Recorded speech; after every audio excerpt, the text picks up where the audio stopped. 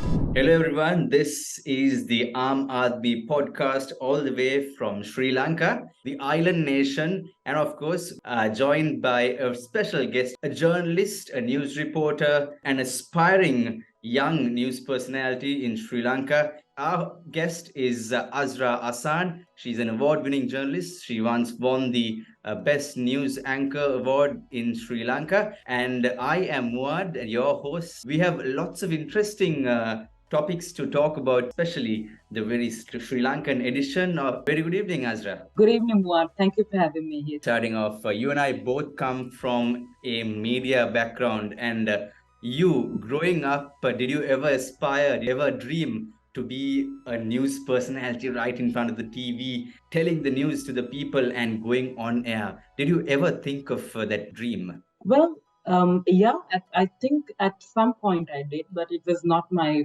first plan, of course, and definitely not in English because growing up, I think until the age I was 12 or 13, I wasn't very fluent in English. My mother tongue is, of course, Malay. Then we use Sinhalese as well because we come from Sri Lanka. So until the age of 12 to 13 maximum, I wasn't really fluent and I was very conscious about my speaking ability, my way of communicating with people, especially in a language like English. No, I didn't think I would be an English news presenter someday. But then, life has this weird way of, surprising you with things. This is definitely was not my plan A, but here I am today. So it's interesting. Now, if I were to ask to describe you in very simple terms, who is Azra? Azra is a very ordinary person, a very normal person with a little bit of extraordinary things going on in her life for sure. So I thrive in challenges. Like sometimes if something is not challenging enough, I just give up mentally. It can be a little weird like that, but but I like it when things can get difficult and challenging for me. I like the chase. I like looking for things and going behind things to get something done. And I try and make things interesting for me because when you get caught up in this whole concept of living and working in the corporate world, you tend to get carried away with the monotonous way of living, and sometimes it bores me. So especially in my job as a news anchor, a news reporter at News First, my second home, I found it very exciting because that profession itself brought some meaning to my life. The description about me rely a lot on the profession that I do. Yeah, I am an ordinary person who likes to chase, but also who would I believe in my willpower. And if I want something done a certain way, I really want it done that way. So yeah, it's in simple terms, I guess. Also, going back to childhood, growing up, how was little Azra growing up to be a grown up woman, entering the world of journalism dominated by men? How was that growing up part? I think, first and foremost, there's no such thing as anything being dominated by men.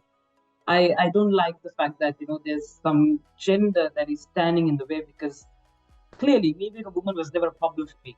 I mean, yeah, there were certain ups and downs, but that didn't really have to do anything with the gender. I wasn't really confident about my public speaking. In school, it was one of the largest government schools in Sri Lanka. I remember having moments where I thought everybody else was better than me when it comes to speaking to people, when it comes to doing public speaking. And I would just sit and watch all the seniors compare, make announcements in school. And I would always think to myself, wow, how do people do that? Because I really can't do that. I was very conscious about saying anything to anyone when I was young. But then we have this club called the Interact Club, Noir, which I'm sure you're familiar with. Yeah, so I joined the Interact Club and I had plenty of people doing like marvelous things at the time. And I used to always think, how did they do that? Where do they find the confidence to do that? So, I mean, we started on a couple of things, activities here and there. And I basically just sat in the audience with people going up on stage to the podiums and talking. And I just picked one word at a time in English. And I would just think of all those words when I go home. And that's how I basically improved my English language speaking skills. And that's how I eventually got rid of the fear of going in front of people and talking because What I thought was, it's not that I didn't like public speaking or I didn't have the ability to do that. It was only a matter of confidence. So the Interact Club, together with my school, with these unintentionally maybe, with these little activities that they did, really helped me build confidence. And like I mentioned before, which you may have missed at some point, I mean, parents, not my parents in particular, but generally parents would always want a child to be very focused on the books or to be, very focused on their educational activities. But I don't think if I had decided to just focus on the book or studied whatever that the book was trying to teach me, I don't think I would have done half the things that I've done now. So my childhood was had like an extremely big turn of events because of the decision I made to engage in extracurricular activity. So that ended up making me 10-year-old girl who couldn't really converse well in English to be the best news presenter in Sri Lanka at one point. So that, I think, that is like the biggest inspiration that I could give anyone, if anybody asks. Working during the COVID-19 pandemic, essential services, whereas most of the other services were halted, people were at home, but media personnel was supposed to be on the spot, 24 hours on the ball, providing the news to the people. How was that hectic time? I had the responsibility of being a journalist. I had the responsibility of being, I was the assistant manager of the news desk at the time, of the English news desk. So I had the responsibility of being a journalist. People were basically restricted to their houses. They were basically told by the governments to sit back and watch the news and not leave the houses. So people really didn't have much to do. They were solely relying on the journalists, social media and stuff like that to understand what was happening in the country. It wasn't just something that was related to Sri Lanka. It was the entire world was affected by it. So I think as a journalist, I sort of realized I had a reality check about how important I am to people. Not in a overconfident way, of course, but in a way that makes me nervous about, oh wow, so everyone is relying on us to give them enough information. Am I equipped to do that? But luckily, my team, we had a wonderful teamwork and very young and energetic. We stayed days at work, right? We stayed at work for days. We spent the nights, we spent the mornings at work, and basic facilities. We didn't really care about those things. We really didn't worry about food at that point. We just wanted to, we liked it. We liked waking up in the morning, going to the studio, getting the news done, and putting out a very good news bulletin, going back to sleep and starting it all over again. We couldn't really go home. We had the option of we because we had to worry about our parents and families at home. Because I mean, you can't be this completely responsible. You had to worry about your parents and all them as well. Yeah, and I really thought I was going to put my parents in trouble by going home. So I really liked the option that my management at the time presented, where we get two different groups and have different groups working during different work hours and days. That way we don't run into each other.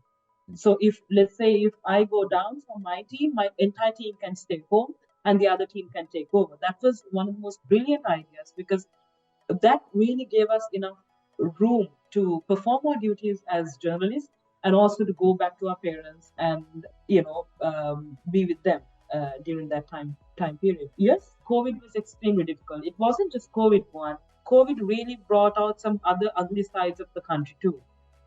Given the political instability of the country, the economical and the cost of living of people were asked to stay home, and the daily wage earner who really relies on the little something that he earns during the day was forced to stay home. And we really didn't think of these things before COVID. I mean, we did think about these things, we did talk about these things, but nobody really rushed to find a solution for these people. But after COVID hit, we saw the ugly side. We saw how people really rely on that little income that they get. I mean, we as journalists with a stable job, with a monthly salary, still have to face difficulties about things. So it was really like a wake up call. I know COVID brought a lot of, COVID was really disruptive and also chaotic for us, but also COVID really helped us take a look back. I mean, take a break for a moment and think about what we're doing in terms of our country and in terms of our people. it really helped us put our priorities straight. I mean, it said, it's stop messing around now. Trying to get your act together. Just start working on these things. These are the real problems. So yeah, it was tough, but a good wake up call, a good reality check. So a very tensed up, a very hyped up Azra going on and about the problems. Also, Azra, you were one of the most looked forward to characters on national television when Sri Lanka a few months ago went through a people's revolution, a humongous following we had on Sri Lankan media, social media, and of course, traditional media everywhere. You were reporting, your colleagues were reporting, and as a nation, people were watching. And at one time, the news channel you worked for topped the ratings where people were following day in and day out. How was working through the Aragalaya, or in general terms in English called as the People's Revolution? How was that time during those critical areas? How was work at news? Oh God, I think I just got goosebumps while you were just, describing it, and I just had a quick flashback about all the craziness. But it was, I think, very decisive moment, not just for me, for my entire life. And like with a lot, my entire team is young and like somewhat my age and a little older or a little younger. So this revolution, the Aragalaya, was very decisive for us. And the pride you get when you anchor a breaking news and you see people standing up for themselves. That was one of the most amazing experiences I've had.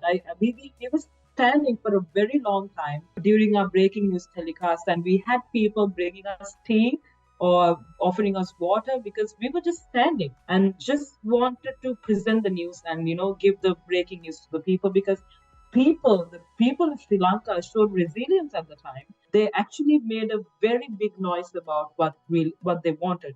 And I personally believe, and it goes hand in hand with my company's policy as well, that people had every right to do it because they really deserve some answers, which we didn't get at the point.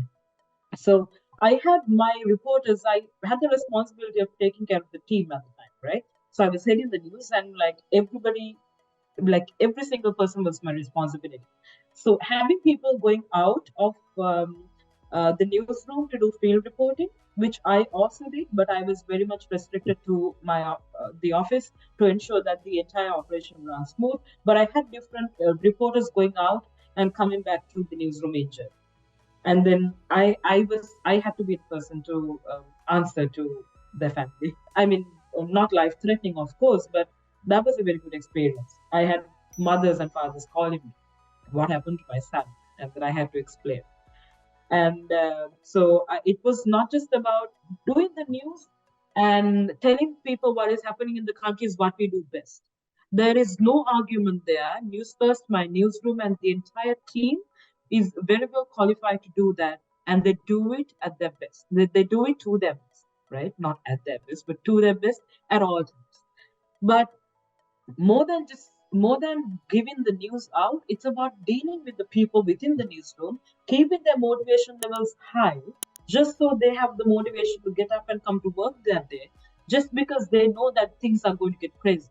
Yeah. I could easily just sit back at home, have a hot chocolate or some coffee and watch the news on TV.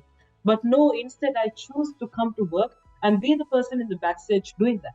So apart from giving accurate and fast news to the people, which anyway has a challenge there, how can it be accurate and fast at the same time? We just have to find the sweet spot right in between. But we did that anyway. We're doing that very well. And on the other hand, we had this whole bunch of newsroom reporters, anchors, and everyone.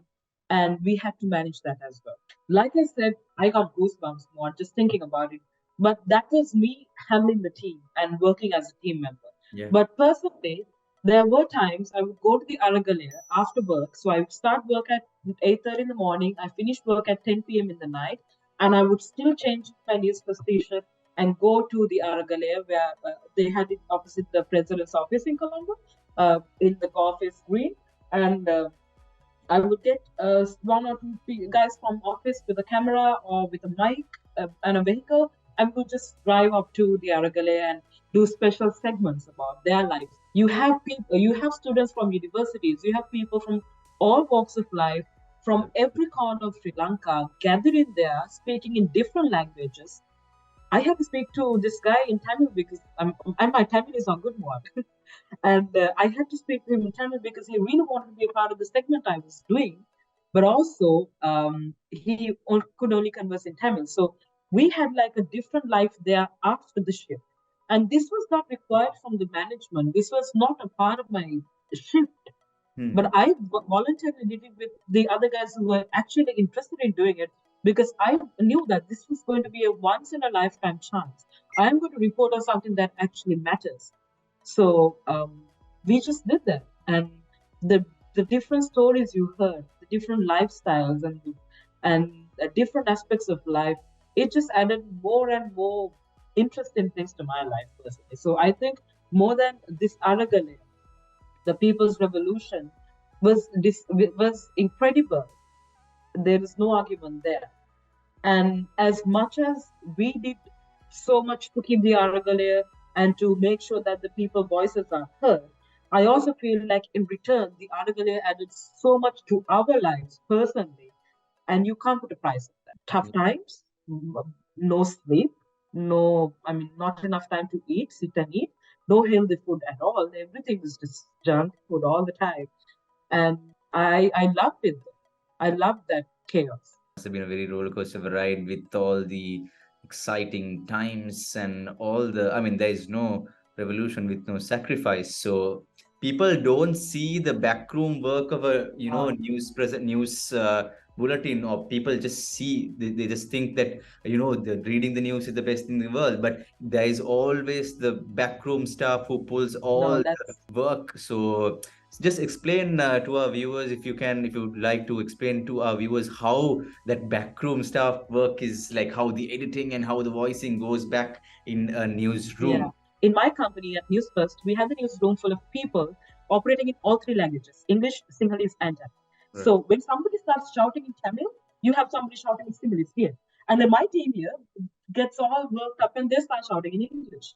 So it's a very focused job that you have to do, but in a very chaotic moment. That's how ironic it is, right? But that's what keeps the newsroom going because we work day and night and we always look for some sort of an excitement. So a joke here and there, maybe me standing on a paper stack and then presenting the weather news, that is what people look forward to sometimes. So anyway, so like from morning to night, we work on the news bulletin. And let's say today is Thursday, and I am the news anchor that is supposed to anchor the news. So I would work until 8 p.m. in the night. And exactly at 8 o'clock, I run downstairs to the makeup room with my clothes, my blazer, my skinny, my accessories, and everything, right? So during COVID 19, we didn't have makeup artists. Like Mm. makeup artists were asked to stay home because of the because we are in close proximity when putting makeup to each other. So at normal times we have makeup artists doing your hair, doing your makeup, and it took like 1 hour for the female news anchor to get ready. I would like to ask you, if you were, if you did not ever become a news anchor, a journalist, a reporter, where would have Azra ended up as, if not for being a news reporter? Where will you be today?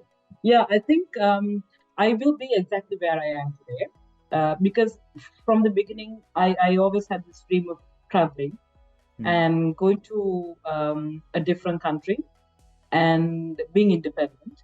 So I am living that dream now. I think it wouldn't have been possible if not for the experience and the knowledge that I gained during my journalism career, which I am going to join back. I'm just taking a break right now. Yeah, initially I wanted to be a lawyer, a very big dream that I had, which I couldn't really realize due to very unpredictable situations. But I think I still have time to do all that. If not for the news first career that I had, it basically gave me life. I was just an ordinary 19-year-old girl who joined the TV industry with zero experience, with pending advanced level examination results. That is the highest government result that you can get. But I joined the newsroom without any of that. But so far, I've done my studies, I'm doing my master's, I've gone through different aspects of life, different phases of life, and I've learned so much about politics. I've learned so much about the problems that the people are facing, not just in Sri Lanka, but across the globe. And this is not something that I would get if I had become a lawyer. I gained this experience, I gained the confidence and the ability to talk to millions of people on television, even in person, thanks to career that I had, journalist career that I had. Even if not for that, I would take more time to realize my European dream right now. But thanks to the support and the experience, I think I just put myself out there and then got this. But yeah, it's a lot because of my news first, second home, and everything that I learned from there. Of course, I put you in a pretty spotlight situation. You can go on and on about this. And also, 2019, am I right that you won the best? Yeah, 29. TV1 नालिकावे प्रवृत्ति निवेदिका Asra Amani Azan.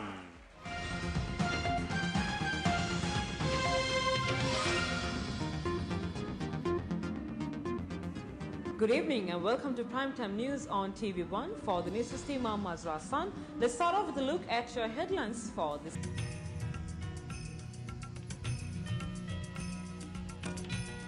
More the Raigam Tele Awards. That's one of the biggest Tele Awards, and we had like plenty of people who competed. I didn't think I'm going to win it. In fact, I remember I took my mother to the award ceremony. That was somewhere in September, October.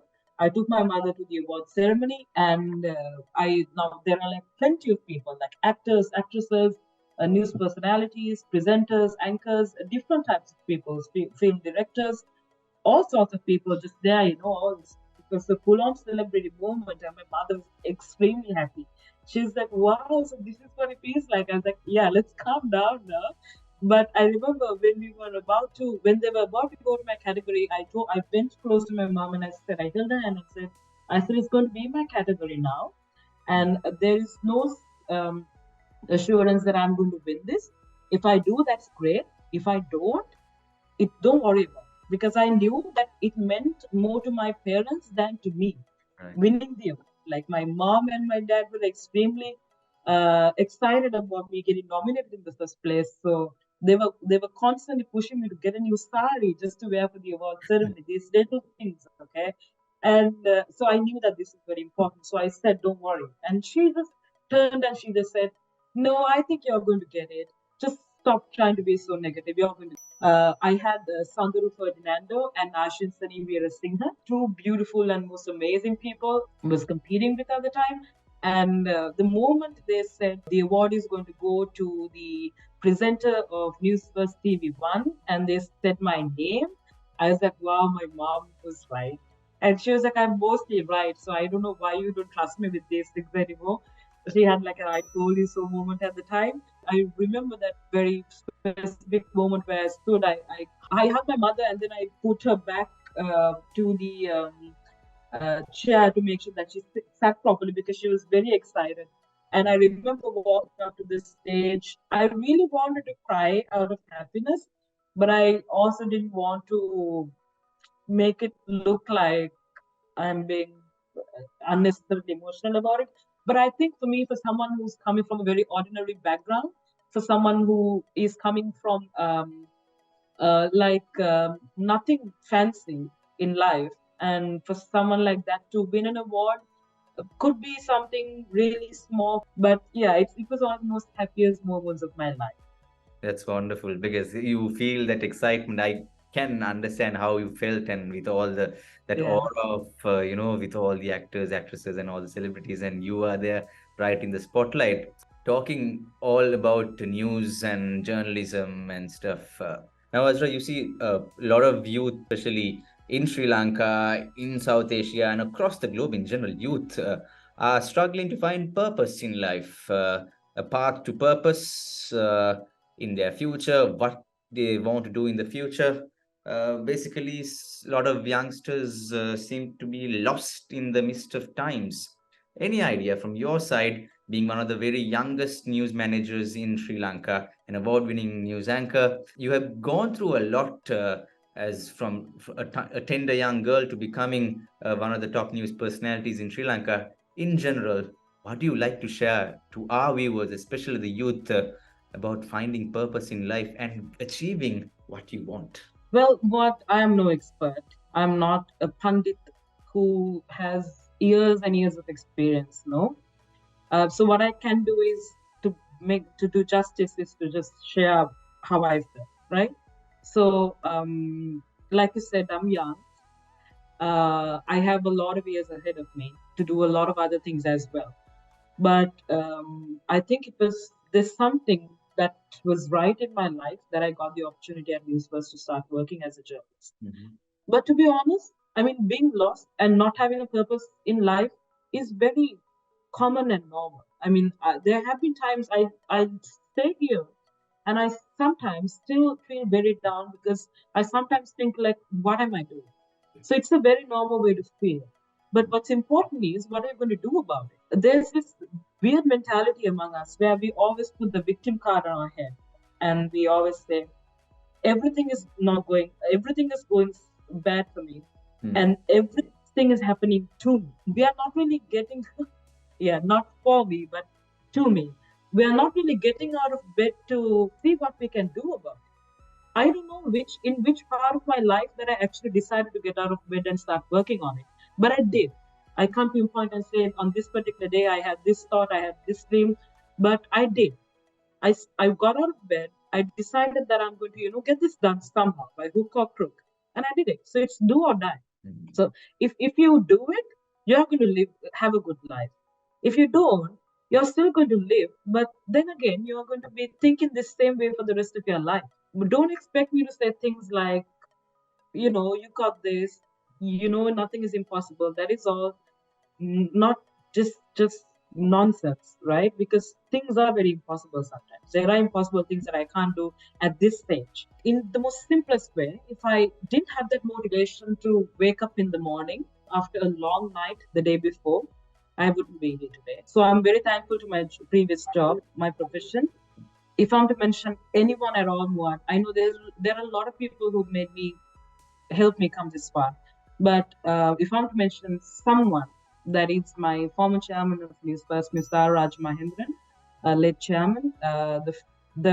He was actually like the father who helped us go through a lot of things. Starting from there to my bosses, my group directors, my directors, managers, my friends at News First, they made everything so easy for me.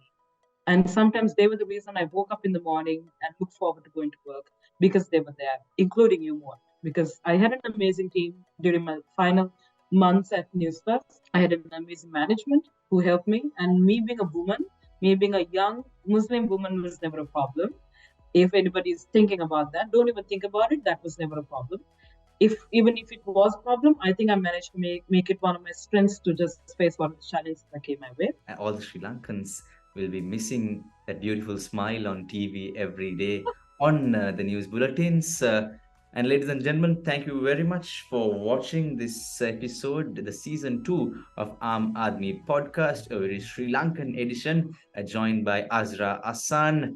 And it was really, really wonderful and exciting to be chatting with you on the life and times of journalism in Sri Lanka. And just before we wrap up, Azra, would you like to give an extra of the program? Normally, I wanted to end the program, but you, the news reporter, the interviewer, Oh, it's been a while. normal times, I would really love to, and also our audience would really love to see a beautiful extra from you for the program. It will be a general extra where you would Oh. say anything you would like. So I'll go with my news first theme because that's what I'm very used to. But this is very unexpected. God, I'm conscious now. Okay. So thank you, Moa, for joining us today on this very exciting segment. I'm sure you had a very good time with me, which I did, and I'm very sure everybody who was watching us today felt the same way. That's it for me today. For the news first team, I'm Azra Assan. Take very good care and good night. And from Aadmi team, I'm Muad. Wonderful having you on today's show, and we hope to see you soon back on the TV.